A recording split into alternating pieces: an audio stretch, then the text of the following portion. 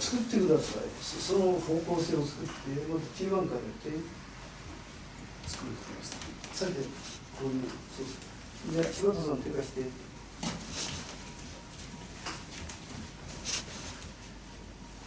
伸びすぎです。はい。実践覚えてるでしょ。はい。そうそうそう。そっちに。はい。こちらに来るので、当たってる。簡単にやってるじゃん、今の実践の PRP のペアルにね。はい。安心よ。色出てない。これ見て、川崎さん、ほら。ね。ちゃんと正しいよ。はい、今度は英語。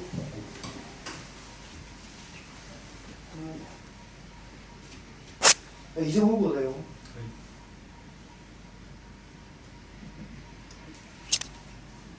じゃあ、正常方向。はい。あと OCC。音をつ。大骨琉球は、もうずっと上だから、ラムダはこうだからね、こうだからね。出した？はい。反対に。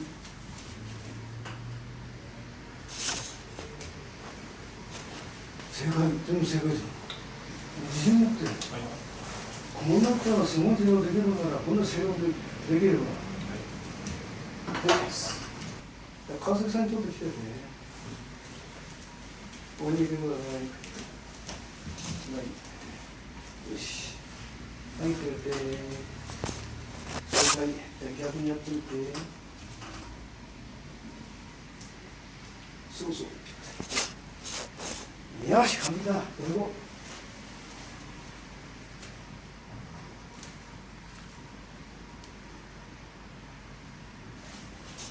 ゲームだね。はい。完璧。おじいちゃって今度は。いいね。OCC のコードムの、プレル位置。はい、決まってる。はい、じゃあ、ちなみに逆にやって。はい。OK! 完璧だ。はい。